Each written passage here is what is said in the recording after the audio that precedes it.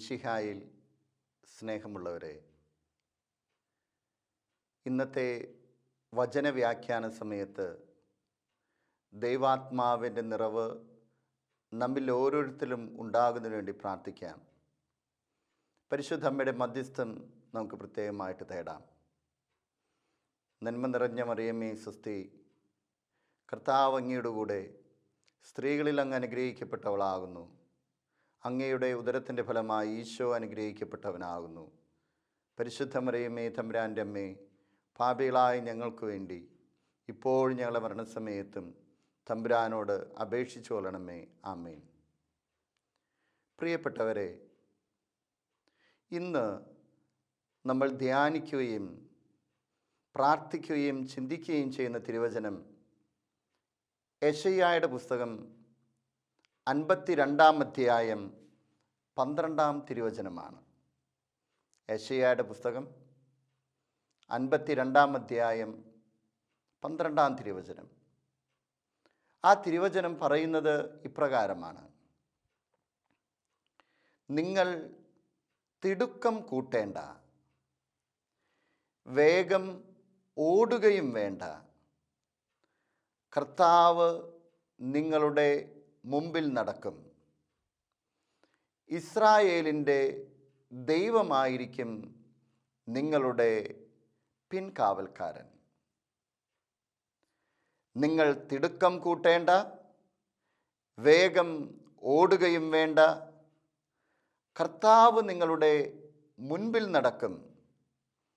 ഇസ്രായേലിൻ്റെ ദൈവമായിരിക്കും നിങ്ങളുടെ പിൻകാവൽക്കാരൻ.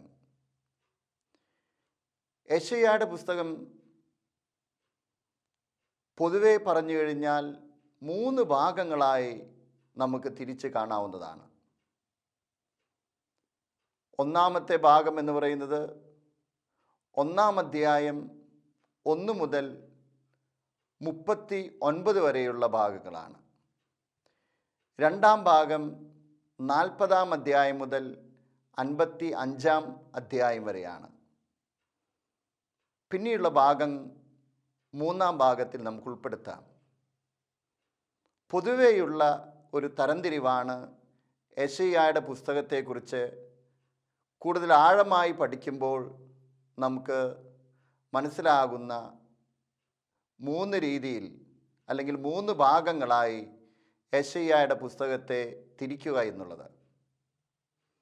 നമ്മൾ ഇന്ന് യെശയ്യായുടെ പുസ്തകം 52-ാം അധ്യായം 12-ാം തിരുവചനം 2-ാമത്തെ ഭാഗത്ത് വരുന്ന തിരുവചന ഭാഗമാണ്. യെശയ്യായുടെ പുസ്തകത്തെ പൊതുവായി 3 ഭാഗങ്ങളായി തിരിച്ചുകൊണ്ട് അതിൽ 2-ാമത്തെ ഭാഗത്ത് വരുന്ന തിരുവചനമാണ് നമ്മുടെ പ്രാർത്ഥനയ്ക്കും പരിചിന്തനത്തിനുമായി നമ്മൾ തിരഞ്ഞെടുത്തിരിക്കുന്നത്.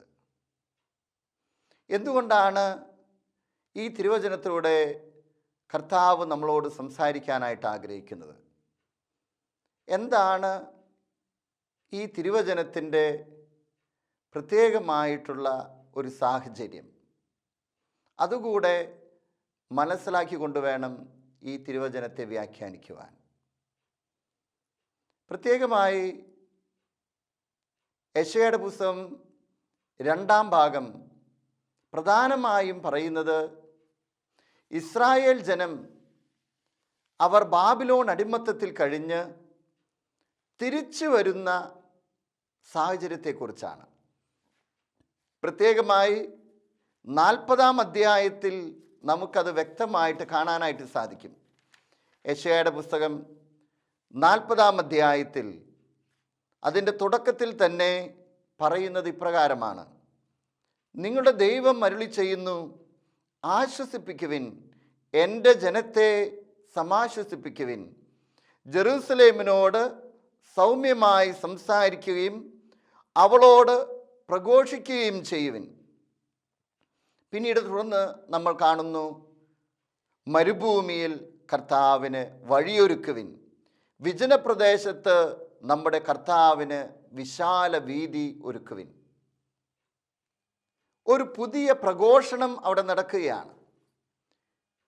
ബാബിലോൺ അടിമത്തത്തിലേക്ക് പോയ ദൈവജനം, ഇസ്രായേൽ ജനം, ദൈവം പ്രത്യേകമായി തിരഞ്ഞെടുത്ത ജനം, ഇതാ ഏകദേശം 70 വർഷത്തെ അടിമത്തത്തിന് ശേഷം വീണ്ടും ഒരു തിരിച്ചുവരവ്, ഒരു തിരിച്ചു നടപ്പ് തേനും പാലും ഒഴുകുന്ന കാനാൻ ദേശത്തേക്ക്, അവരുടെ സ്വന്തം നാട്ടിലേക്ക് തിരിച്ചുവരവിൻ്റെ പശ്ചാത്തലത്തിലാണ് പ്രത്യേകമായി 52-ാം അധ്യായം 12-ാം തിരുവചനത്തെ നമ്മൾ കാണേണ്ടത്.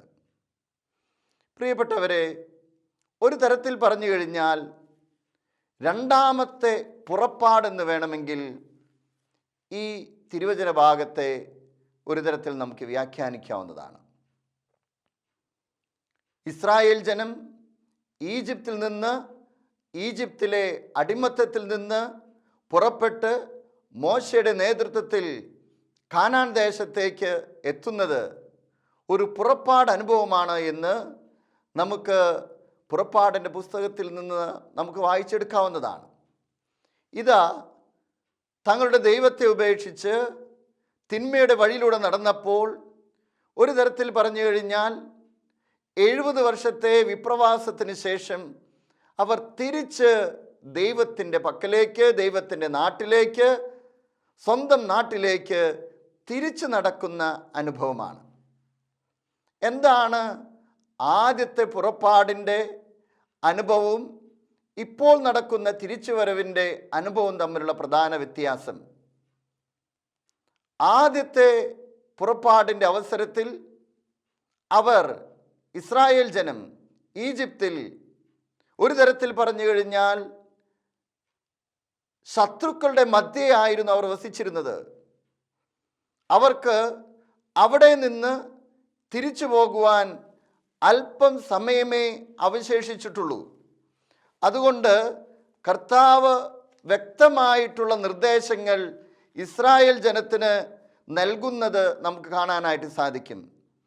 പെസഹ ആചരിച്ചുകൊണ്ട് എങ്ങനെയാണ് ആ ദേശത്ത് നിന്ന് പുറപ്പെടേണ്ടത് എന്ന് പുറപ്പാടിൻ്റെ പുസ്തകം 12-ാം അധ്യായത്തിൽ വളരെ വ്യക്തമായിട്ടുള്ള സൂചനകൾ നൽകുന്നുണ്ട്. 12-ാം അധ്യായത്തിൽ 11-ാമത്തെ തിരുവചനം പറയുന്നത്, അരമുറുക്കി ചെരുപ്പുകൾ അണിഞ്ഞ് വടി കയ്യിലേന്തി തിടുക്കത്തിൽ ഭക്ഷിക്കണം, കാരണം അത് കർത്താവിൻ്റെ പെസഹായാണ്. ആ രാത്രി ഞാൻ ഈജിപ്തിലൂടെ കടന്നു പോകും, ഈജിപ്തിലെ മനുഷ്യരുടെയും മൃഗങ്ങളുടെയും ആദിജാതരെയെല്ലാം ഞാൻ സംഹരിക്കും. ഇതൊരു കൽപ്പനയായി കർത്താവ് കൊടുക്കുകയും അവർ തിടുക്കത്തിൽ യാത്രയ്ക്ക് വേണ്ടുന്ന എല്ലാ ഒരുക്കങ്ങളും ചെയ്യുന്നതായി പുറപ്പാടിൻ്റെ പുസ്തകത്തിൽ നമുക്ക് കാണാനായിട്ട് സാധിക്കും. പക്ഷേ ഇവിടെ ബാബിലോൺ അടിമത്തത്തിൽ നിന്ന് അവർ തിരിച്ച് ഇസ്രായേൽ നാട്ടിലേക്ക്, സ്വന്തം നാട്ടിലേക്ക് തിരിച്ചു നടക്കുമ്പോൾ കർത്താവ് പറയുന്നത്, ഒരു തിടുക്കവും വേണ്ട, വേഗത്തിൽ ഓടണ്ട, നിനക്ക് കാവൽക്കാരൻ ഞാനായിരിക്കുമെന്ന് വളരെ വ്യക്തമായി കർത്താവ് പറയുകയാണ്. പ്രിയപ്പെട്ടവരെ, ഇസ്രായേൽ ജനം സ്വന്തം നാട്ടിലേക്ക് തിരിച്ചു നടക്കുന്ന ഈ അവസരത്തിൽ ഈ തിരുവചനത്തിൻ്റെ അടിസ്ഥാനത്തിൽ 4 കാര്യങ്ങൾ പ്രത്യേകമായിട്ട് ശ്രദ്ധിക്കാനായിട്ട് ഈ തിരുവചനം നമ്മെ ഓർമ്മിപ്പിച്ചു തരികയാണ്. ഒന്നാമത്തേത് തിടുക്കം വേണ്ട എന്നുള്ളതാണ്.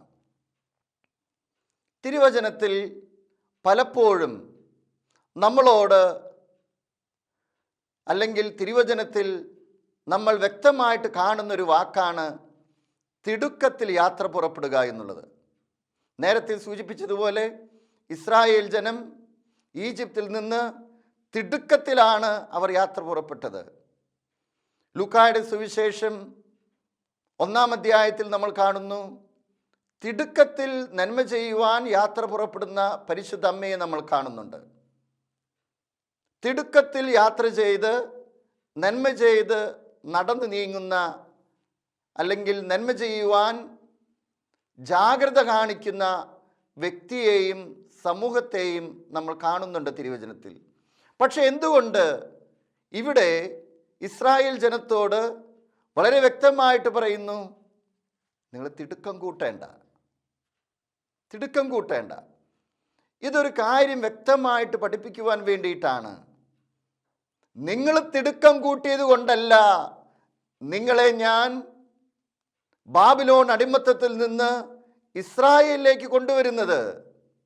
നിങ്ങളുടെ തിടുക്കമല്ല വേണ്ടത്, മറിച്ച് ഞാനാണ് ദൈവമെന്നും ഞാനാണ് നിങ്ങളെ സംരക്ഷിക്കുന്നതെന്നും ഞാനാണ് നിങ്ങളെ വഴി നടത്തുന്നതെന്നുമുള്ള വലിയ ബോധ്യമാണ് അവർക്കുണ്ടാകേണ്ടത്. അതുകൊണ്ടാണ് 4 കാര്യങ്ങൾ പ്രത്യേകമായ കർത്താവ് അവിടെ സൂചിപ്പിക്കുന്ന കാര്യം. നിങ്ങൾ തിടുക്കം കാണിക്ക വേണ്ട.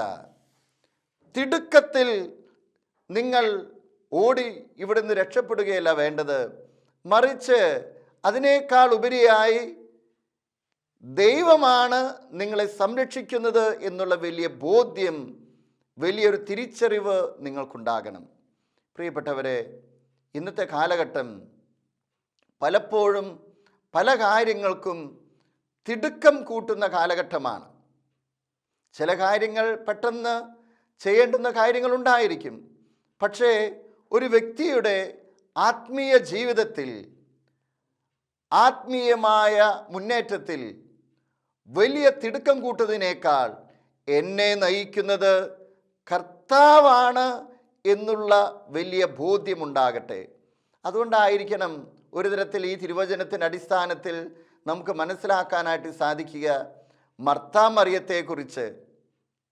മർത്താ മറിയത്തിൻ്റെ ഒരു വ്യാഖ്യാനം നമുക്ക് ഇങ്ങനെ കൊടുക്കാം. മർത്ത, നീ പല കാര്യങ്ങളിലും വ്യഗ്രചിത്തയായിരിക്കുന്നു, പക്ഷേ മറിയം നല്ല ഭാഗം തിരഞ്ഞെടുത്തിരിക്കുന്നു. തിടുക്കം കൂട്ടുന്നത് കൊണ്ട് ചിലപ്പോഴൊക്കെ നല്ല ഭാഗം നമ്മുടെ ജീവിതത്തിൽ നിന്ന് നഷ്ടപ്പെട്ടു പോകാനായിട്ടുള്ള സാധ്യതയുണ്ട്. അതുകൊണ്ടായിരിക്കണം ഈ തിരുവചനത്തിൽ കർത്താവ് സൂചന നൽകുന്നത് വലിയ ബോധ്യമുണ്ടാകുക, ആഴമായ വിശ്വാസമുണ്ടാകുക, നിന്നെ നയിക്കുന്നത്, നിന്നെ പരിപാലിക്കുന്നത് ഞാനാണെന്നുള്ളത്. പ്രിയപ്പെട്ടവരെ, മത്തായിയുടെ സുവിശേഷം 8-ാം അധ്യായത്തിൽ നമ്മൾ ഇങ്ങനെ വഞ്ചിയിൽ കിടന്നുറങ്ങുന്ന കർത്താവിനെ നമ്മൾ കാണുന്നുണ്ട്. ചുറ്റുപാടുമുള്ള അസ്വസ്ഥതകൾ അത് വളരെ വ്യക്തമാണ്. കാറ്റടിക്കുന്നു, വഞ്ചിയിലേക്ക് വെള്ളം നിറയുന്ന സാഹചര്യമുണ്ടാകും, ശിഷ്യന്മാർ പരിഭ്രാന്തരാകുന്നു. ശിഷ്യന്മാർ ഒരു തരത്തിൽ നീ ഇതൊന്നും അറിയുന്നില്ലേ എന്നറിഞ്ഞുകൊണ്ട് തിടുക്കം കാണിക്കുന്നത് നമുക്ക് കാണാനായിട്ട് സാധിക്കും. കർത്താവ് നമ്മെ ഓർമ്മിപ്പിക്കുന്നുണ്ട്, ഈശോ നമ്മെ ഓർമ്മിപ്പിക്കുന്നുണ്ട്, നിങ്ങൾ എന്തിനാണ് ഭയപ്പെടുന്നത്? കാറ്റിനെയും കടലിനെയും ശാന്തമാക്കാൻ കഴിവുള്ളവൻ നിന്റെ കൂടെയുള്ളപ്പോൾ നിങ്ങൾ എന്തിന് തിടുക്കം കൂട്ടുന്നു? നിങ്ങൾ എന്തിന് പരിഭ്രമം കാണിക്കുന്നു? ഞാനാണ് നിങ്ങളുടെ കൂടെയുള്ളത്. ഈശോ നമ്മുടെ ഹൃദയത്തിലും ജീവിതത്തിലും നിറയുമ്പോൾ തിടുക്കം കൂട്ടേണ്ട എന്ന് കർത്താവ് നമ്മെയും ഓർമ്മിപ്പിക്കട്ടെ. രണ്ടാമത്തെ ചിന്തയായിട്ട് ഈ തിരുവചനത്തിൻ്റെ അടിസ്ഥാനത്തിൽ മനസ്സിലാക്കാനായിട്ട് സാധിക്കുന്നത് വേഗം ഓടുകയും വേണ്ട എന്നുള്ളതാണ്. തിടുക്കം കൂട്ടേണ്ട, മറിച്ച് വേഗം ഓടുകയും വേണ്ട. ഇതൊരു തരത്തിൽ പറഞ്ഞു കഴിഞ്ഞാൽ ഒരു കമാൻഡായിട്ട് നമുക്ക് കാണാനായിട്ട് സാധിക്കാവുന്നതാണ്. എന്താണ് കമാൻഡ്? ഇവിടെയുള്ള കമാൻഡ്, കർത്താവിൻ്റെ വലിയ കൽപ്പന എന്ന് പറയുന്നത്, വലിയ മുന്നറിയിപ്പ് എന്ന് പറയുന്നത്, നിങ്ങൾ തിടുക്കം കാണിക്കേണ്ട, വേഗത്തിൽ ഓടുകയും വേണ്ട. ഇതൊന്നുകൂടെ ബോധ്യപ്പെടുത്തുവാൻ വേണ്ടിയിട്ടാണ്. ഞാനാണ് നിങ്ങളെ നയിക്കുന്നത്. ഈ ബോധ്യത്തിലേക്ക് ഇവർ തിരിച്ചു നടക്കണം, തിരിച്ചു വരണം. ആ ബോധ്യം അവരുടെ ജീവിതത്തെ നയിക്കുകയും എന്ന് വലിയ ബോധ്യമുള്ളത് കൊണ്ടായിരിക്കണം കർത്താവ് അവരെ വേഗം വീണ്ടും വീണ്ടും ഇങ്ങനെ പറഞ്ഞ് ഓർമ്മിപ്പിക്കുന്നത്. ഇത്രയും നാൾ ബാബിലോൺ അടിമത്തത്തിലേക്ക് പോകാനായിട്ടുണ്ടായ കാരണം അവർ ദൈവത്തിൽ നിന്ന് വ്യതിചലിച്ച് മറ്റു വഴിയിലൂടെ കടന്നുപോയതായിരുന്നു. അതുകൊണ്ട് പ്രിയപ്പെട്ടവരെ, തിടുക്കം കാണിക്കുകയോ വേഗത്തിൽ ഓടുകയോ വേണ്ട, മറിച്ച് നമ്മുടെ കർത്താവായ ദൈവത്തിൽ നമുക്ക് പൂർണ്ണമായിട്ട് വിശ്വസിക്കാം. എന്നുള്ള, അല്ലെങ്കിൽ വിശ്വസിക്കണം എന്നുള്ള ആഴമായ ബോധ്യം ഈ തിരുവചനത്തിലൂടെ നമുക്കുണ്ടാകട്ടെ. ഈ തിരുവചനത്തിൻ്റെ മൂന്നാമത്തെ ഭാഗം ഇങ്ങനെയാണ് പറയുന്നത്: കർത്താവ് നിങ്ങളുടെ മുമ്പിൽ നടക്കും. നേരത്തെ പറഞ്ഞ 2 കൽപ്പനകൾക്ക്, അല്ലെങ്കിൽ പ്രത്യേകമായി അവരെ ഓർമ്മിപ്പിക്കുന്ന കാര്യങ്ങൾക്ക് ഉത്തരമായിട്ടാണ് 3ഉം 4ഉം ഭാഗങ്ങൾ, അല്ലെങ്കിൽ 3ഉം 4ഉം അതിൻ്റെ ഭാഗങ്ങൾ നമുക്ക് മനസ്സിലാക്കാനായിട്ട് സാധിക്കുക. ആദ്യത്തെ 2 ഭാഗം ഒരു കമാൻഡ്, ഒരു കൽപ്പന പോലെയാണ് അവരോട് പറയുന്നത്. തിടുക്കവും വേണ്ട, വേഗത്തിൽ ഓടുകയും വേണ്ട. അതിനുത്തരം എന്ന പോലെയാണ് കർത്താവ് 3ഉം 4ഉം ഭാഗങ്ങൾ വ്യക്തമായിട്ട് അവരോട് പറയുന്നത്. എന്താണ് മൂന്നാമത്തെ ഭാഗം? കർത്താവ് നിങ്ങളുടെ മുമ്പിൽ നടക്കും. കർത്താവ് നിങ്ങളുടെ മുമ്പിൽ നടക്കും. ഇങ്ങനെയൊന്ന് പൂർണ്ണമായിട്ട് വിശ്വസിക്കാനായിട്ട് സാധിക്കുമോ? ഒരു വിശ്വാസിയുടെ മുമ്പിൽ, ഒരു ക്രിസ്ത്യാനിയുടെ മുമ്പിൽ കർത്താവാണ് മുമ്പിൽ നടക്കുന്നത്. ഇങ്ങനെയൊന്ന് മനോമുഖരത്തിൽ ഒന്ന് ചിന്തിക്കാമോ? നമ്മുടെ മുന്നിൽ കർത്താവ് നടക്കുന്നു, ഈശോയാണ് നടക്കുന്നത്. അപ്പോൾ നമുക്ക് വഴിതെറ്റിപ്പോവുകയില്ല. ഇങ്ങനെ പറയാനായിട്ടുള്ള കാരണം, കർത്താവാണ് നിങ്ങളുടെ മുമ്പിൽ നടക്കുക, അല്ലെങ്കിൽ കൂടെ നടക്കുക എന്നുള്ള വലിയ ബോധ്യം അവരെ ഓർമ്മിപ്പിക്കുന്നത് പ്രത്യേകമായി പുറപ്പാടിൻ്റെ പുസ്തകത്തിൻ്റെ അനുഭവത്തിലാണ്. പുറപ്പാടിൻ്റെ പുസ്തകത്തിൽ നമുക്ക് വീണ്ടും കാണാനായിട്ട് സാധിക്കും മേഘസ്തംഭവും അഗ്നിസ്തംഭവും. നമുക്കറിയാവുന്നതാണ് എങ്ങനെയാണ് കർത്താവ് സംരക്ഷണം നൽകുന്നത് എന്ന്. പുറപ്പാടിൻ്റെ പുസ്തകം 13-ാം അധ്യായം 22-ാം തിരുവചനം അവിടെ പറയുന്നത് ഇപ്രകാരമാണ്: പകൽ വഴി കാട്ടാൻ ഒരു മേഘസ്തംഭത്തിലും രാത്രിയിൽ പ്രകാശം നൽകാൻ ഒരു അഗ്നിസ്തംഭത്തിലും കർത്താവ് അവർക്ക് മുമ്പേ പോയിരുന്നു. കർത്താവ് അവർക്ക് മുമ്പേ പോയിരുന്നു. പകൽ മേഘസ്തംഭമോ രാത്രി അഗ്നിസ്തംഭമോ അവരുടെ മുമ്പിൽ നിന്ന് മാറിയിട്ടില്ല. ദൈവത്തിൻ്റെ എവർലാസ്റ്റിംഗ് പ്രസൻസ് ആണ് ഇവിടെ നമ്മെ ഓർമ്മിപ്പിച്ചു തരുന്നത്. നിന്റെ മുമ്പിൽ നടക്കുന്ന ദൈവം രാത്രിയിലായാലും പകലായാലും നിനക്ക് കൂട്ടായിട്ടുള്ള ദൈവം നിന്നോടൊപ്പമുണ്ട് എന്ന് ഇസ്രായേൽ ജനത്തിന് അവിടെ നിന്ന്, ഈജിപ്തിൽ നിന്ന് പുറപ്പെട്ടപ്പോൾ അവർക്ക് വ്യക്തമായിട്ടുള്ള ബോധ്യം നൽകിയിട്ടുള്ളതാണ്. ഇത് വർഷങ്ങളേറെ കഴിഞ്ഞപ്പോൾ ഇസ്രായേൽ ജനം അത് മറന്നുപോയി കാണണം. ദൈവമാണല്ലോ ഞങ്ങളെ നയിക്കുന്നത്, ദൈവമാണല്ലോ ഞങ്ങളുടെ മുൻപിൽ നിൽക്കുന്നത് എന്നുള്ളൊരു ബോധ്യം അവർക്ക് നഷ്ടപ്പെട്ടു പോയി കാണണം. അത് വീണ്ടും തിരിച്ചു പിടിച്ച് അവർക്ക് ബോധ്യം നൽകുവാൻ കർത്താവ് പരിശ്രമിക്കുകയാണ്.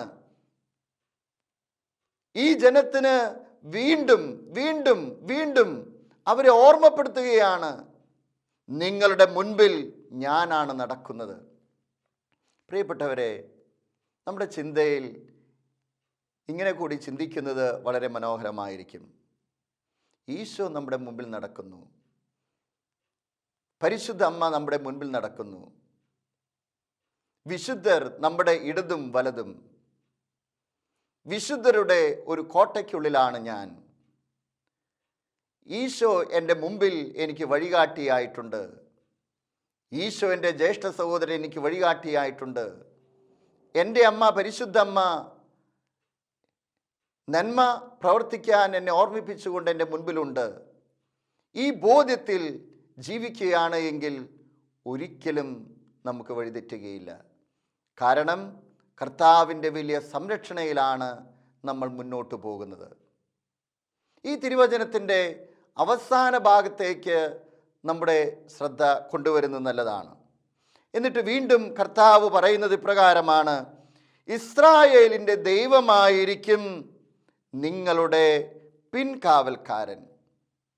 ഇസ്രായേലിൻ്റെ ദൈവമായിരിക്കും നിങ്ങളുടെ പിൻകാവൽക്കാരൻ. ഈ തിരുവചനത്തിൻ്റെ, അല്ലെങ്കിൽ ഈ തിരുവചനത്തിൻ്റെ അവസാനത്തെ ഈ ഭാഗത്ത് നമ്മൾ അതിനെക്കുറിച്ച് ചിന്തിക്കുകയും ധ്യാനിക്കുകയും ചെയ്യുമ്പോൾ 1 സാമുവേലിൻ്റെ പുസ്തകം 8-ാം അധ്യായം മുഴുവനായും, അല്ലെങ്കിൽ 8-ാം അധ്യായം 7-ാമത്തെ തിരുവചനം നമുക്ക് ഒരിക്കലും വിസ്മരിക്കാനായിട്ട് സാധിക്കുകയില്ല. അവിടെ ഇസ്രായേൽ ജനം ഈജിപ്തിൽ നിന്ന് തിരിച്ചു വന്നപ്പോൾ ന്യായാധിപന്മാർ അവരെ ഭരിച്ചു, അവരെ പരിപാലിച്ചു, മുന്നോട്ട് നടത്തി. പക്ഷേ ഇസ്രായേൽ ജനം ആവശ്യപ്പെടുകയാണ്, മുറവിളി കൂട്ടുകയാണ്, മറ്റുള്ള രാജ്യങ്ങളിൽ രാജാവ് ഉള്ളതുപോലെ ഞങ്ങൾക്കും ഒരു രാജാവിനെ തരണമെന്ന് പറഞ്ഞുകൊണ്ട്. അത് നമുക്ക് 1 സാമുവേലിൻ്റെ പുസ്തകം 8-ാം അധ്യായത്തിൽ നമുക്ക് കാണാനായിട്ട് സാധിക്കും.